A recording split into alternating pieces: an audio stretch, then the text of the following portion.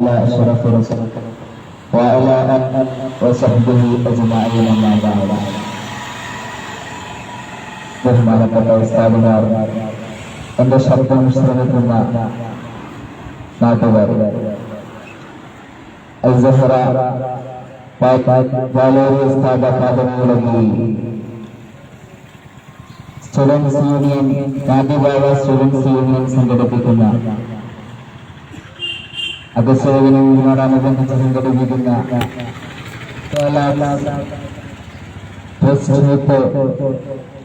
Destiny എന്ന public speech പ്രോഗ്രാമിലാണ് നമ്മളെല്ലാവരും ഒരുമിച്ചുകൊണ്ടിരിക്കുന്നത്. യഥാർത്ഥത്തിൽ ഓരോ ഇന്ത്യൻ പൗരന്റെയും അഭിമാനകരമായി ഓരോ വർഷവും ഓർത്തുകൊണ്ടിരിക്കുന്ന ഒരു ദിവസമാണ് 1947 ആഗസ്റ്റ് 15 എന്ന് പറയുന്നത്. ആ സ്വാതന്ത്ര്യത്തെ കുറിച്ച് ആലോചിക്കുന്ന ഓരോ ഇന്ത്യക്കാരന്റെയും മനസ്സിൽ പൂവല്ല സന്തോഷം തന്നെ ഉണ്ടായിത്തീരും. യഥാർത്ഥത്തിൽ പൊരുതിയവരുടെയും പൊരുതിക്കൊണ്ടിരിക്കുന്നവരുടെയും ജീവിതം കൊണ്ടുള്ള ഒരാവേശകരമായ ചരിത്ര സംഭവമാണ്. മരിച്ചുപോയവരാരും മരിച്ചുപോയിട്ടില്ലെന്നും ജീവിക്കാനിരിക്കുന്നവർ ജീവിക്കാതെ പോകില്ലെന്നും ജീവിച്ചിരിക്കുന്ന ജനത ആത്മാഭിമാനത്തോടെ തിരിച്ചറിയുന്ന ഒരു മുഹൂർത്തമെന്ന അർത്ഥത്തിലാണ് 1947 ആഗസ്റ്റ് 15 ദൃശ്യവും അദൃശ്യവുമായി ഇന്നും ഓരോ പേരും ആഘോഷിച്ചുകൊണ്ടിരിക്കുന്നത്. സ്വാതന്ത്ര്യാനന്തരം ഓരോ ഇന്ത്യക്കാരനും കണ്ട സ്വപ്നം ഇന്ന് ഒരു ജനാധിപത്യ രാജ്യമായി തീരണമെന്നായിരുന്നു. അന്ന് പോരാട്ടത്തിൽ മുസ്ലിങ്ങളും ക്രിസ്ത്യാനികളും ഹിന്ദുക്കളും എല്ലാ മതങ്ങളും അന്ന് രാജ്യത്തിന് വേണ്ടി ഒറ്റക്കെട്ടായി പോരാടി. എന്നാൽ ആ സ്വപ്നം ശിഥിലമായി കൊണ്ടിരിക്കുന്ന ഒരു കാലാവസ്ഥയിലൂടെയാണ് നാം കടന്നുകൊണ്ടിരിക്കുന്നത്. സാരാജിത്വ സമയത്ത് നേടിയെടുത്ത നമ്മുടെ നഷ്ടപ്പെട്ടുകൊണ്ടിരിക്കുകയാണ് എന്ന ആശങ്കയിലാണ് നമ്മൾ. ജനാധിപത്യ രാജ്യത്ത് ഒരിക്കലും നടക്കാൻ പാടില്ലാത്തതെന്തോ അതാണ് ഒന്നിനൊന്ന് പിറകെ നടന്നുകൊണ്ടിരിക്കുന്നത്. എന്താണ് യഥാർത്ഥത്തിൽ സ്വാതന്ത്ര്യം എന്ന് പറയുന്നത്?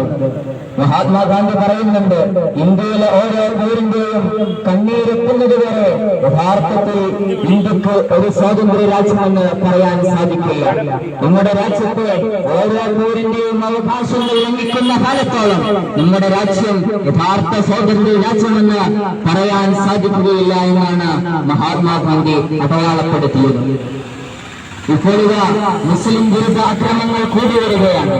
പശുക്കുറ്റം ആരോപിച്ചുകൊണ്ട് ഉത്തർപ്രദേശിലും മധ്യപ്രദേശിലും ജാർഖണ്ഡിലുമെല്ലാം നിരവധി മുസ്ലിങ്ങളെയാണ് മതേതര ശത്രുക്കൾ കൊലപ്പെടുത്തിക്കൊണ്ടിരിക്കുന്നത്. മധ്യപ്രദേശിൽ ഒരു വ്യക്തി മുസ്ലിം വീടുകളാണ് തകർത്തു കളഞ്ഞത്. മൃഗബലിയുമായി ബന്ധപ്പെട്ട് അന്ന് ഡസൻ കണക്കിന് യുവാക്കളെയാണ് മധ്യപ്രദേശിൽ അറസ്റ്റ് ചെയ്യുകയുണ്ടായത്. ഇങ്ങനെ RSS അനുബന്ധ സംഘടനകൾ നടത്തിവരുന്ന മുസ്ലിം വിരുദ്ധ ആക്ഷേപങ്ങള്, ഇത്തരം വിഷം വെക്കുന്ന വാക്കുകള് ഒരിക്കലും ജനാധിപത്യ രാജ്യത്തോട് യോജിച്ചതല്ല. 1946 അംബേദ്കർ ഭരണഘടന രൂപീകരിക്കുമ്പോ ഒരു കാര്യം പറഞ്ഞു വെക്കുന്നുണ്ട്. ഇന്ത്യയിലെ ജനങ്ങൾ വിശ്വാസ പ്രമാണത്തിന്റെ രാജ്യത്തെ കാണുമോ അതല്ല രാജ്യത്തിന് മീതെ വിശ്വാസ പ്രമാണത്തെ കാണുമോ എന്ന് എനിക്കറിയില്ല. എന്നാൽ ഒരു കാര്യം ഉറപ്പാണ്, ഇവിടുത്തെ പാർട്ടികൾ വിശ്വാസ പ്രമാണങ്ങൾക്ക് രാജ്യ താല്പര്യങ്ങളെക്കാൾ പ്രാധാന്യം നൽകുന്നുണ്ടെങ്കിൽ നമ്മുടെ രാജ്യം വീണ്ടും ഒരു അപകടത്തിൽ എത്തിപ്പെടുമെന്നത് യാഥാർത്ഥ്യമാണ്. അത് വീണ്ടും കൃത്യമായ നഷ്ടമുണ്ടാക്കുമെന്ന് അന്ന് അംബേദ്കർ വീക്ഷിച്ചു വെച്ചിട്ടുണ്ട്. ലോകസഭാ തെരഞ്ഞെടുപ്പ് അനന്തരം ഒരു പ്രധാനമന്ത്രി ഒരിക്കലും പറയാൻ പാടില്ലാത്ത ഒരു വിദ്വേഷവൃത്തിക പകർത്തുകയുണ്ടായി. ഇവിടുത്തെ മുസ്ലിങ്ങൾ കടന്നുകയറ്റക്കാരാണെന്നും കൂടുതൽ കുട്ടികളെ പ്രസവിക്കുന്നവരാണെന്നും പറഞ്ഞ് വിഷം കുത്തുന്ന വാക്കുകൾ ഇവിടെ പ്രചരിപ്പിക്കുകയുണ്ടായി. അങ്ങനെ വിഷം കുത്തി വർഗീയത ഉണ്ടാക്കിയെടുത്ത് വിവേചനം കാണിക്കേണ്ട രാജ്യമല്ല ഇന്ത്യ. അതല്ല ഇന്ത്യയുടെ ചരിത്രം അടയാളപ്പെടുത്തുന്നത്. ഒരിക്കൽ മഹാത്മാഗാന്ധിയുടെ ചോദിക്കുന്നുണ്ട്, എന്താണെന്ന് സ്വാതന്ത്ര്യം കൊണ്ട് ഉദ്ദേശിക്കുന്നത്. മഹാത്മാഗാന്ധി പറയുന്നത് 3 കാര്യങ്ങളാണ്. ഒന്ന് സമുദായ മൈത്രി, രണ്ടാമത്തത് ഐക്യചാരണം, മൂന്നാമത്തതായി ഗാന്ധി പറഞ്ഞു വെക്കുന്നത് എല്ലാ മതത്തിന്റെയും ജാതിയുടെയും വർഗീയതയും ഉണ്ടാക്കാതെ സമാധാനപരമായി നിലനിൽക്കുന്ന ഒരു സന്ദർഭമാണ്. പിറന്ന മണ്ണിൽ സ്വന്തം കാലം നിവർന്നുകൊണ്ട് ഞാനും നീയും നമ്മളെല്ലാവരും ഈ ഇന്ത്യയുടെ മക്കളാണെന്ന് പറയുന്ന ഒരു സന്ദർഭത്തെയാണ് ഗാന്ധിജി എന്ന സ്വപ്നം കണ്ടത്. ഒരു നേതാവെന്നതുപോലെ ഒരു ദേശം, ഒരു ഭാഷ എന്നത് ഒരിക്കലും ഇന്ത്യ രാജ്യത്ത് അനുയോജിച്ചതല്ല. കാരണം എല്ലാ മതവിഭാഗങ്ങളും ഒരുമിച്ചുകൂടി ഒരു നൂറ്റാണ്ടുകാലം സമരം ചെയ്ത് നേടിയെടുത്തതാണ് നമ്മുടെ സ്വാതന്ത്ര്യം എന്ന് പറയുന്നത്. ഒറ്റ നിൽക്കേണ്ട കളങ്ങളല്ല, ഒന്നിച്ചു നിൽക്കേണ്ട വിളകളാണ് നമ്മുടെ സ്വാതന്ത്ര്യം കാലവും അടയാളപ്പെടുത്തുന്നത് എന്ന് ഓർമ്മപ്പെടുത്തിക്കൊണ്ട് ഞാൻ എന്റെ വാക്കുകൾ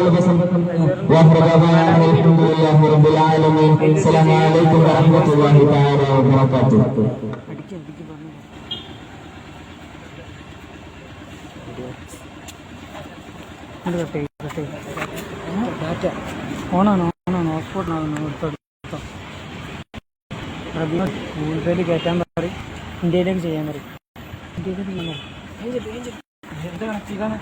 ഓപ്പോ 1 മുതൽ 8 വരെ ആയിരിക്കും പാസ്വേഡ്. കട്ടായി ഉണ്ടാവില്ല. ലൈവ് കട്ടാവോ? ലൈവ് കട്ടാൻ ചാൻസ് ഉണ്ട്. അതായത്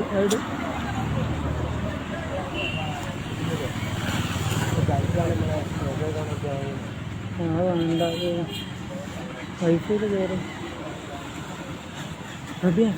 ഇന്ത്യയിലേക്ക് വൈഫൈ, ഇന്ത്യ ഗൂഗിൾ പേയിലെ വൈഫൈ ഇന്ത്യ ഓണാണ്. എടുത്തിട്ടേ ഇന്ത്യയിലേക്ക് ചെയ്തിട്ടോ 11 ഇന്ത്യ 1 മുതൽ 8 വരെ പാസ്വേഡ്. ഓപ്പോ A15 ചെയ്തിട്ട് 11 കേട്ടോ. ഇന്ത്യൻ നമ്പർ ബിസ്മില്ലാഹ് വൽഹംദുലില്ലാഹ് അസ്സലാത്തു വസ്സലാമു അലാ റസൂലില്ലാഹ് വഅലാ ആലിഹി വസഹ്ബിഹി അജ്മഈൻ അമ്മാ ബഅദ്. ബഹുമാനവാർ എന്റെ ശബ്ദം ശ്രവിക്കുന്ന പ്രിയപ്പെട്ട നാട്ടുകാരെ, നമ്മുടെ രാജ്യം സ്വാതന്ത്ര്യത്തിന്റെ 77 പിന്നിടുകയാണ്. 78ാം സ്വാതന്ത്ര്യം നമ്മൾ ആഘോഷിക്കുന്ന വേളയിൽ സ്വാതന്ത്ര്യം ആലോചനകളുടേത് കൂടിയാണെന്ന് നാം തിരിച്ചറിയേണ്ടതുണ്ട്. ജനാധിപത്യം, നീതി, സ്നേഹം, സാഹോദര്യം, മതേതരത്വം തുടങ്ങിയ നിരവധി മൂല്യങ്ങളുമായി നാം രക്തത്തിനും മാംസത്തിനും പകരം കണ്ട സ്വാതന്ത്ര്യം നമുക്ക് ജീവാമൃതമാണ്. എത്ര അഭിമാനത്തോട് കൂടിയായിരുന്നു നമ്മുടെ കലാലയ ജീവിതത്തിൽ നമ്മൾ ആ പാട്ട് പാടിയിരുന്നത്. ഇന്ത്യ എന്റെ രാജ്യം, എന്റെ സ്വന്തം രാജ്യം, ഇന്ത്യ എന്റെ ജീവനേക്കാൾ ജീവനായ രാജ്യമെന്ന് എത്ര അന്തസ്സോട് കൂടിയായിരുന്നു നമ്മൾ ഉയർത്തിപ്പാട്ടിയിരുന്നത്. ഭാരതം എന്ന പേര് കേട്ടാൽ അഭിമാനപൂരിതമാക്കുവാൻ തരംഗം, കേരളം എന്ന് കേട്ടാലോ തിളക്കണം ചോര ഞരമ്പുകളിൽ. വെള്ളക്കോളിന്റെ പ്രധാന വരികളിൽ ഇങ്ങനെ പരാമർശിക്കുന്നുണ്ടല്ലോ. ഈ അഭിമാനബോധത്തോടെ നമ്മൾ പാടിയ വരികൾ 78ാമത് സ്വാതന്ത്ര്യത്തിന്റെ ഏറ്റവും മനോഹരമായ സന്ദർഭത്തിൽ ഇത്ര അഭിമാനത്തോടെ രാജ്യത്തിന്റെ വിവിധങ്ങളായ ഭാഗങ്ങളിൽ നിന്നും ഉയർന്നു കേൾക്കാത്ത വിധത്തിലുള്ള കഥകളും ചിത്രങ്ങളും വിളിച്ചുകൊണ്ടിരിക്കുകയാണ്. രാജ്യത്തെ ദളിതുകളും രാജ്യത്തെ ന്യൂനപക്ഷങ്ങളും മർദ്ദിതരും ഉൾപ്പെടെ പാർശ്വവൽക്കരിക്കപ്പെടുന്ന ഒരു ജനവിഭാഗത്തിന്റെ സന്ദേശം ഈ 78ാമത് സ്വാതന്ത്ര്യത്തിൽ നമ്മൾ ആലോചിക്കുന്നതാണ്. നമുക്ക് അവരോട് ഒപ്പിടാനുള്ളതാണ്. സ്വാതന്ത്ര്യം എന്ന് പറയുന്നത്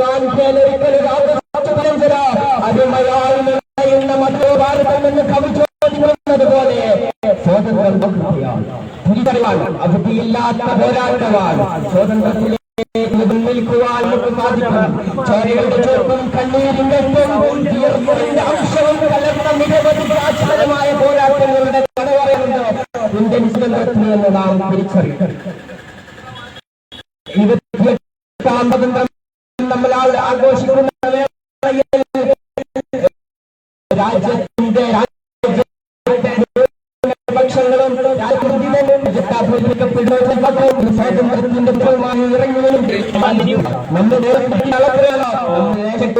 അളവെത്രയാണ് ഒരു സമുദായത്തിന്റെ അവരുടെ ദേശക്കൂറ് പരിശോധിക്കുവാനുള്ള ശ്രമങ്ങൾ നടന്നുകൊണ്ടിരുന്ന കാലത്ത് നമുക്ക് ചരിത്രത്തിൽ ഓർമ്മകളുണ്ടായിരിക്കണം. ഫ്രഞ്ച് ഈ രാജ്യത്തെ വന്നിട്ടുണ്ടല്ലോ, ഫ്രഞ്ചുകാരും ഡച്ചുകാരും ബ്രിട്ടീഷുകാരും വന്നിട്ടുണ്ടല്ലോ. ഈ രാജ്യം കൊളോണിയൽ ശക്തികൾ അടിമപ്പെടുത്തുവാൻ വേണ്ടി വരുന്ന ഘട്ടങ്ങളിൽ സാമൂതിരിയുടെ സാമ്രാജ്യത്തിന് കാവലിരുന്നവരാരാണ്? അറബിക്കടലിന്റെ തീരത്ത് കാവലിരുന്ന മനുഷ്യരെ പറ. ബഹുമാനപ്പെട്ട പത്തുമരക്കാരും കുട്ടിമരക്കാരും മുഹമ്മദ് കുഞ്ഞാലി മരക്കാരും അടങ്ങുന്ന 4 തലമുറ കുഞ്ഞാലിമാരുടെ വീരോദ്ഹാസങ്ങൾ സൃഷ്ടിച്ച ഇന്ത്യയുടെ നേർവല്ലം അഭിമാനകരമായ അസ്തിത്വത്തിന്റെയും ചരിത്രത്തിന്റെയും കഥയാണ്. ഈ രാജ്യത്തിന്റെ ചരിത്രത്തെ ചമപ്പിച്ചു മുന്നോട്ട് പോയ ചോരയുടെ ചോപ്പുകൊണ്ട് ചാരത്തിൽ ചരിത്രത്തെ ജ്വലിപ്പിച്ചെടുത്ത മഹാരഥന്മാരുടെ പ്രതിഭാക്കളുടെ കഥ പറയാനുണ്ട് ഇന്ത്യൻ സ്വാതന്ത്ര്യത്തിൽ നാം തിരിച്ചറിയും. ബഹുമാനപ്പെട്ട മഹാത്മാഗാന്ധിയുടെ കൂടെ ജവഹർലാൽ നെഹ്റുവിന്റെ കൂടെ ആ കരങ്ങൾ കോർക്കു പിടിച്ചുകൊണ്ട് മുന്നോട്ട് പോയ മൗലാന മുഹമ്മദ് അലിയെയും മൗലാന ഷൗക്കത്ത് അലിയെയും ഓർക്കാതെ പോകുന്ന സ്വാതന്ത്ര്യത്തിന് മധുരമുണ്ടോ എന്ന് നാം ഇങ്ങനെ ചോദിച്ചു പോകുക.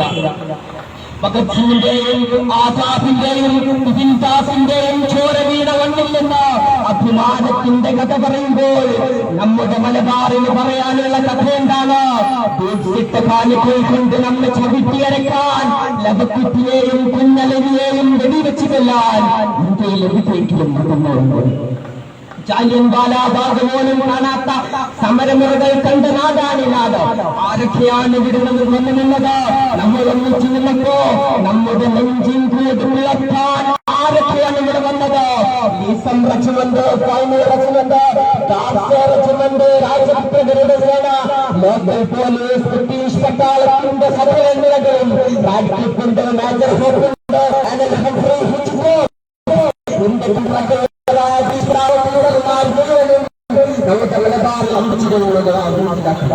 എന്നിട്ടാണ് സ്വാതന്ത്ര്യത്തിന്റെ ഈ വലിയ വാർഷികം രാജ്യത്തിന്റെ സമുദായത്തെ ദേശക്കൂറ് പരിശോധിക്കുവാനുള്ള ശ്രമങ്ങൾ നടന്നുകൊണ്ടിരിക്കുകയാണെന്ന് നാം തിരിച്ചറിയുന്നത്. രാജ്യത്തിന്റെ ചരിത്രത്തെ അട്ടിമറിച്ചാൽ, രാജ്യത്തിന്റെ പൈതൃകത്തെ അട്ടിമറിച്ചാൽ, നമ്മുടെ ഉമ്മയുടെ കീർത്തികളെ മുഴുവൻ വികൃതമാക്കിയാൽ സാംസ്കാരികമായി വിപുലമായ ഒരു രൂപം എത്തിച്ചെടുക്കുവാൻ സാധിക്കുമെന്ന് സംഘടനയാർ തിരിച്ചറിയുന്നുവെങ്കിൽ ഈ ചരിത്രം അവർക്കുള്ള നൽകുന്നതാണ്. മഹാനായ പേക്ഷയും അദ്ദേഹം നിരീക്ഷിക്കുന്നുണ്ട്. നിങ്ങൾക്കൊരു രാജ്യത്തെ തകർക്കണമെങ്കിൽ നിങ്ങൾ ആദ്യം ചെയ്യേണ്ടത് ആ രാജ്യത്തിന്റെ സൈനികരെ ദുർബലപ്പെടുത്തുകയില്ല, നിങ്ങൾ ആ രാജ്യത്തിന്റെ പ്രതിരോധ വിധയുടെ സംവിധാനങ്ങളെ ദുർബലപ്പെടുത്തുകയില്ല, നിങ്ങളെ രാജ്യത്തിന്റെ വിവിധങ്ങളായ സാമ്പത്തിക വശങ്ങളെ നിങ്ങളിങ്ങനെ അസ്ഥിരപ്പെടുത്തുകയല്ല ചെയ്യേണ്ടത്. നിങ്ങൾ ആ രാജ്യത്തിന്റെ ചരിത്രത്തിൽ വിഷയം കലർത്തണം. ഇന്ത്യയുടെ ചരിത്രത്തിൽ വിഷയം കലർത്തിക്കൊണ്ടിരിക്കുന്ന, ഇന്ത്യയുടെ പൈതൃകത്തിലേക്ക് വിഷാംശം കൊളുത്തിക്കൊണ്ടിരിക്കുന്ന കാലത്ത് നമുക്ക് ചരിത്രത്തിൽ ഓർമ്മകളുണ്ടാകും. നമ്മുടെ രാജ്യം എന്നും ഓർത്തുകൊണ്ടിരിക്കുന്ന ദുഃഖത്തിന്റെയും സങ്കടത്തിന്റെയും കഥകളുണ്ടെന്നറിയണം. 1947 ഇന്ത്യക്ക് സ്വാതന്ത്ര്യം ലഭിക്കുമ്പോൾ ഓരോ ഇന്ത്യക്കാരനും കണ്ടുകൊണ്ടും ഈ രാജ്യം എല്ലാ മതങ്ങളും എല്ലാ ജാതികളും ഒന്നിച്ചു നിൽക്കുന്ന ഒരു ജനാധിപത്യ രാജ്യമാക്കണം എന്നതാണ്. ഒഴിവാക്കേണ്ട കളങ്ങളല്ല, ഒന്നിച്ചു നിൽക്കേണ്ട വേളകളാണെന്നാണ് ഈ രാജ്യത്തിന്റെ ചരിത്രമെന്നും അടയാളപ്പെടുത്തുന്നത്. എന്നാൽ മാത്രമേ പുതിയൊരു രാജ്യത്തെ നമുക്ക്, പുതിയൊരു ഇന്ത്യയെ നമുക്ക് സൃഷ്ടിക്കാൻ സാധിക്കുകയുള്ളൂ എന്ന് മാത്രം ഓർമ്മപ്പെടുത്തിക്കൊണ്ട് ഞാൻ എന്റെ വാക്കുകൾക്ക് വിരാമം കൊടുക്കുന്നു. അസ്സലാമു അലൈക്കും വറഹ്മത്തുള്ളാഹി. بسم الله الحمد لله والصلاة أشرف المرسلين وآله من الصحابة أجمعين. സ്വയം പറഞ്ഞ നാട്ടുകാർ, പാലോട് ഉസ്താദ് അക്കാദമിയിലെ വിദ്യാർത്ഥികളാണ് നമ്മളോട് സംവദിച്ചിട്ടുള്ളത്. 78ാമത്തെ സ്വാതന്ത്ര്യ ദിന ആഘോഷത്തിന്റെ ഭാഗമായി നബിദാവ സ്റ്റുഡൻസ് യൂണിയൻ സംഘടിപ്പിക്കുന്ന ഒരു സോലാസ് 24ന്റെ ഭാഗമായാണ് നമ്മൾ സ്വാതന്ത്ര്യ ചർച്ചയും അതുമായി ബന്ധപ്പെട്ട ആശയ സംവേദനങ്ങളും നിങ്ങളോട് പങ്കുവച്ചിട്ടുള്ളത്. സ്വാതന്ത്ര്യ ദിനത്തിലെ നമ്മൾ വളരെ സന്തോഷപൂർവ്വം സ്വീകരിക്കുന്ന സമയത്ത് നമ്മുടെ രാജ്യം ബ്രിട്ടീഷ് അധിനിവേശത്തിന്റെ പിടിമുറുക്കത്തിൽ നിന്ന് കരകയറി വരുന്ന ഈ ഒരു മുഹൂർത്തത്തിൽ ബ്രിട്ടീഷ് ഇന്ത്യയിൽ നിന്ന് പൂർണ്ണമായും സ്വാതന്ത്ര്യം നേടിയിട്ടുണ്ടോ എന്ന ചോദ്യമാണ് വിദ്യാർത്ഥികൾ നിങ്ങളോട് പങ്കുവച്ചിട്ടുള്ളത്. സ്വാതന്ത്ര്യം എന്ന് പറയുന്ന വാക്കിന്റെ അർത്ഥം രവീന്ദ്രനാഥ് ടാഗോർ അദ്ദേഹത്തിന്റെ കവിതയിലൂടെ നിർവചിക്കുന്ന ഒരു വാക്യമുണ്ട്. Free from the fear, and the head is held up and high, and the word come out of the depth of the breath. ശിരസ് ഉയർത്തിപ്പിടിക്കാനും നിർഭയമായ മനസ്സുമായി ഈ രാഷ്ട്രത്തിലൂടെ നടത്താനും സത്യം അതിന്റെ അഗാധതയിൽ നിന്നും ഉത്ഭവനം ചെയ്ത് ആരുടെ മുന്നിലും തുറന്നു പറയാനും പറ്റുന്ന ഒരു സുന്ദരമായ കാലഘട്ടമേത്, അതിനെയാണ് സ്വാതന്ത്ര്യം എന്ന് പറയുന്നതെന്ന് രവീന്ദ്രനാഥ് ടാഗോർ നിർവചിക്കുന്നതായി നമ്മൾ കണ്ടിട്ടുണ്ട്. ആ ഒരു സുന്ദരമായ സ്വാതന്ത്ര്യത്തിന്റെ നിരീക്ഷണത്തിലേക്ക് രാജ്യം വഴിമാറുന്നുണ്ടോ എന്ന ചിന്തയാണ് നമുക്കിവിടെ പങ്കുവയ്ക്കാറുള്ളത്. പട്ടിണി ഇഴക്കുന്നതെന്ന സ്വാതന്ത്ര്യം പട്ടിണി ഇഴക്കലാണെന്ന് മനസ്സിലാക്കേണ്ടതുണ്ട്. അതേപോലെ വളരെ താഴ്ന്ന നിലവാരത്തിൽ ജീവിച്ച് വളരെ വിഷമം സഹിച്ചുകൊണ്ടിരിക്കുന്ന ഒരു വ്യക്തിയെ സംബന്ധിച്ചിടത്തോളം ആ വിഷമം തീരലാണ് സ്വാതന്ത്ര്യം എന്ന് പറയുന്ന അർത്ഥത്തിലേക്ക് സ്വാതന്ത്ര്യത്തിനെ വ്യാഖ്യാനിക്കുമ്പോൾ എവിടെയാണ് സ്വാതന്ത്ര്യം എന്ന് പറയുന്ന ആശയത്തിന് അർത്ഥമുള്ളത് എന്ന് വീണ്ടും വീണ്ടും നമുക്ക് ഓരോ സ്വാതന്ത്ര്യ ദിനത്തിന്റെ പുലരിയിലും നമുക്ക് ചോദിക്കേണ്ടി വരികയാണ്. എന്നിരുന്നാലും നമ്മുടെ രാഷ്ട്രം ബ്രിട്ടീഷ് അധിനിവേശത്തിന്റെ പിടിമുറുക്കത്തിൽ നിന്നും ഒഴിഞ്ഞതിന് ലോകരാജ്യത്തെ രാഷ്ട്രതലവന്മാർക്ക് മുന്നിൽ എഴുന്നേറ്റ് നിൽക്കാൻ മാത്രം പോകുന്ന ഒരു രാജ്യമായി ഇന്ത്യ ഉയർന്നിട്ടുണ്ട്. അതിന്റെ ശാസ്ത്രീയമായ നേട്ടങ്ങളും ശാസ്ത്രീയമായ സാങ്കേതികമായ വിദ്യകളിലുള്ള നേട്ടങ്ങളും അതിന്റെ മറ്റ് കാർഷികപരമായ നേട്ടങ്ങളിലും രാജ്യം വളരെ മുന്നോട്ട് പോയിട്ടുണ്ട്. ഈ അടുത്ത് ചന്ദ്രയാൻ എന്ന് പറയുന്ന ദൗത്യം ചന്ദ്രന്റെ ദക്ഷിണ ധ്രുവത്തിൽ അതിവിജയകരമായി ഇന്ത്യക്ക് പൂർത്തീകരിക്കാൻ കഴിഞ്ഞിട്ടുണ്ട് എന്നതൊക്കെ ഇന്ത്യയുടെ മഹത്തരമായ നേട്ടങ്ങളായി നമ്മൾ മുന്നോട്ട് വെക്കുകയാണ്. അതിലൊക്കെ ഇന്ത്യൻ പൗരൻ എന്ന നിലക്ക് നമ്മൾ സ്വാതന്ത്ര്യ ദിനത്തിൽ തന്നെ നമ്മൾ അതിന്റെ അഭിമാനം കൊള്ളുകയുമാണ്. എന്നാൽ സ്വാതന്ത്ര്യമെന്ന അർത്ഥതലങ്ങളിലേക്ക് ആഴ്ന്നിറങ്ങുമ്പോൾ ഓരോ പൗരന്റെയും കണ്ണീരെത്താൻ കഴിഞ്ഞിട്ടുണ്ടോ എന്ന ഒരു ചോദ്യമാണ്. മഹാത്മാഗാന്ധി കണ്ടുകൊണ്ടിരുന്ന സ്വപ്നം അത് ഈ രാജ്യത്തെ എല്ലാ പൗരന്റെയും കണ്ണീരെത്താൻ അവസരമുണ്ടെങ്കിൽ ആ ഒരു സുന്ദരമായ ഘട്ടത്തിനെയാണ് മഹാത്മാഗാന്ധിയെ പോലുള്ള സ്വാതന്ത്ര്യ സമര സേനാനികൾ നമ്മളോട് മുന്നോട്ട് വെച്ചിട്ടുള്ള സ്വാതന്ത്ര്യം എന്ന് പറയുന്ന ആശയം. ഇന്ത്യയിലെ ഒരു മികച്ച ഇന്ത്യൻ ഇൻഫർമേഷൻ ബ്രോഡ്കാസ്റ്റിംഗ് സെന്റർ പുറത്തുവിടുന്ന ഒരു പുസ്തകമുണ്ട്. ആ പുസ്തകം 3 വാല്യങ്ങളാണ്. അത് വലിയ തടിച്ച ഗ്രന്ഥങ്ങളാണ്. ആ ഗ്രന്ഥങ്ങളിൽ അനേകം അതിൽ ചേർത്തിട്ടുള്ളത് വിശാലമായ ചരിത്ര രേഖകളല്ല, വിശാലമായ വിശദീകരണങ്ങളല്ല, മറിച്ച് ഈ രാഷ്ട്രം ബ്രിട്ടീഷ് അധിനിവേശത്തിന്റെ കീഴിൽ നിന്ന് വെറിഞ്ഞു പറഞ്ഞപ്പോൾ അതിനെ സ്വാതന്ത്ര്യത്തിലേക്ക് ഈ ഒരു അർത്ഥമുള്ള സുന്ദരമായ സ്വാതന്ത്ര്യത്തെ ലക്ഷ്യം കണ്ടുകൊണ്ട് ജീവൻ ബലിയർപ്പിച്ച രക്തസാക്ഷികളുടെ ചുരുങ്ങിയ പേര് വിവരങ്ങൾ അടങ്ങുന്ന മാത്രമാണ് ആ തടിച്ച 3 പുസ്തകങ്ങളെങ്കിൽ അതിൽ തന്നെ നമ്മൾ അറിയാത്ത 13 ഭഗത് സിംഗുമാർ തന്നെ അതിലുണ്ടെങ്കിൽ നമ്മെപ്പോലെ നമ്മുടെ ഇന്ത്യൻ സഹോദരന്മാരായ എത്ര പേരറിയാത്ത രക്തസാക്ഷികളാണ് ഈ സുന്ദരമായ സ്വാതന്ത്ര്യത്തെ മനസ്സിൽ കൊണ്ട് സ്വപ്നം കണ്ടിട്ടുള്ളതെന്ന് നമ്മൾ തിരിച്ചറിയേണ്ടതുണ്ട്. എന്നാൽ ആ ഒരു സുന്ദരമായ ഘട്ടത്തിലേക്ക് രാജ്യം എന്നാണ് ഇനിയും ഉയർന്നെഴുന്നേറ്റ് വരിക. നമുക്ക് വളരെ പ്രത്യാശയുണ്ട്. ഇന്ത്യയെ ഒരു പ്രത്യയശാസ്ത്രത്തിനും ഇന്ത്യയെ ഒരു അധിനിവേശ ശക്തികൾക്കും ഇന്ത്യയെ ഒരു ഒരു ശത്രുക്കൾക്കും കീഴടക്കാൻ കഴിയാത്ത ഒരു രാഷ്ട്രമാണെന്ന് ഇന്ത്യയുടെ ചരിത്രം നമ്മളെ പഠിപ്പിച്ചിട്ടുണ്ട്. നമ്മളെ പിടിച്ചടക്കാൻ ഫ്രഞ്ചുകാർ വന്നിട്ടുണ്ട്, നമ്മളെ പിടിച്ചടക്കാൻ ഡച്ചുകാർ വന്നിട്ടുണ്ട്, പോർച്ചുഗീസുകാർ വന്നിട്ടുണ്ട്, അവസാനം ബ്രിട്ടീഷുകാർ വന്നിട്ടുണ്ട്. പക്ഷേ നാം ഒന്ന് ചുറ്റും പരിസരത്തേക്ക് നോക്കൂ, അവരൊന്നും ഈ രാജ്യത്ത് ഇന്ന് ഇല്ല. അതേപോലെ അതിനുശേഷം ഇന്ത്യയുടെ മനസ്സകങ്ങളിലേക്ക് വിഷം കൊടുത്തിയ പ്രത്യയശാസ്ത്രങ്ങളാണ് പിന്നീട് നമ്മളെ കടന്നാക്രമിക്കുന്നതെങ്കിൽ ആ പ്രത്യയശാസ്ത്രങ്ങൾക്ക് അടിമപ്പെട്ട മനസ്സുകളാണ് ഇന്ത്യയിലെ മതേതരത്വവാദികളായി മുന്നോട്ട് വരേണ്ട ജനങ്ങൾ ആ വർഗീയതയുടെയും വിഷത്തിന്റെയും കലർപ്പിൽ അമർന്നുപോയിട്ടുള്ളതെങ്കിൽ ആ ഒരു വേദനയാണ് നമ്മൾ ഇന്ന് അനുഭവിച്ചുകൊണ്ടിരിക്കുന്നത്.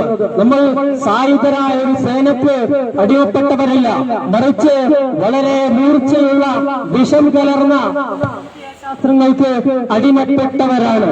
ആ ഒരു അടിമത്തത്തിൽ നിന്നും നമ്മൾ പുറത്തു കടക്കണമെങ്കിൽ മതേതരത്വം എന്ന് പറയുന്ന മഹിതമായ മൂല്യത്തിൽ നമ്മൾ ഉയർത്തിപ്പിടിക്കേണ്ടതുണ്ട്. Doctor B R. നിരന്തരമായി ഇന്ത്യൻ കോൺസ്റ്റിറ്റ്യൂഷനെ ചർച്ച ചെയ്യുന്ന സമയത്ത് കൂടുതൽ ചർച്ച ചെയ്ത വിഷയം സെക്യുലറിസമാണ്. നേരത്തെ പ്രസംഗകൻ പറഞ്ഞതുപോലെ ഇന്ത്യയുടെ മതേതരത്വമായ മൂല്യങ്ങളെയാണ് ഒരു രാഷ്ട്രീയ പാർട്ടി അതിനെ ഉയർത്തിപ്പിടിക്കുക, അല്ല അതിലധികം മതകീയമായ ചിഹ്നങ്ങൾക്കാണ് പ്രാധാന്യം കൽപ്പിക്കുക. അങ്ങനെയാണെങ്കിൽ ഇന്ത്യ എന്ന് പറയുന്ന ആശയത്തിന് ഏത് നിമിഷവും കോട്ടം പറ്റാം, അത് നിലം പരിശാകാം എന്ന് ബി.ആർ. അംബേദ്കർ നമ്മോട് പറയുമ്പോൾ മതേതരത്വം എന്ന് പറയുന്ന വലിയ വിലയുള്ള ഒരു ആശയമാണ് ഇന്ത്യയെ പിടിച്ചു നിർത്തുന്നത്. ഇന്ത്യയുടെ ആണിക്കല്ല് മതേതരത്വമാണ്. മതേതരത്വ ജനാധിപത്യ രാജ്യമാണ് ഇന്ത്യ. നമ്മൾ വയനാട്ടുകാർ നാം ഒന്ന് നോക്കൂ, മുണ്ടക്കയിൽ പ്രകൃതി ദുരന്തം നടന്നപ്പോൾ അവിടേക്ക് ഓടിയെത്തിയത് മതേതരത്വം നിറഞ്ഞ സുമനസ്സുകളായ മനുഷ്യ മനസ്സിന്റെ നിസ്വാർത്ഥമായ സഹായഹസ്തങ്ങളാണ്. മനുഷ്യൻ എന്ന് പറയുന്ന മനുഷ്യത്വം എന്ന് പറയുന്ന മഹിതമായ മൂല്യത്തെ ഉയർത്തിപ്പിടിച്ചതുകൊണ്ടാണ് അവിടേക്ക് ജനങ്ങൾ ഒഴുകിയെത്തിയിട്ടുള്ളത്. മതപരമായ വേലിക്കെട്ടുകൾ ഉണ്ടായിരുന്നെങ്കിൽ, ജാതിപരമായ തടസ്സങ്ങൾ ഉണ്ടായിരുന്നുവെങ്കിൽ, വർണ്ണത്തിന്റെ പ്രതിബന്ധങ്ങൾ ഉണ്ടായിരുന്നുവെങ്കിൽ അങ്ങനെ ഒരു ദുരന്തമുഖത്ത് ഓടിയെടുക്കാൻ കേരളക്കരയിലെ മനുഷ്യരെ പോലെ മറ്റൊരു മനുഷ്യരുണ്ടായിരുന്നില്ല എന്ന യാഥാർത്ഥ്യം നമ്മൾ മനസ്സിലാക്കണം. കേരളത്തിൽ നിന്നുകൊണ്ട് നമ്മൾ ഈ മതേതരത്തെ സംസാരിക്കുമ്പോൾ വളരെ ഗൗരവത്തോടുകൂടെ നമ്മൾ അതിനെ കാണേണ്ടതുണ്ട്. കാരണം നമ്മളെപ്പോലെ മതേതരത്വത്തെ അറിയാത്ത ഒരുപാട് ആളുകൾ ഇന്ത്യയുടെ പല കോണിലും വസിച്ചുകൊണ്ടിരിക്കുന്നുണ്ട്.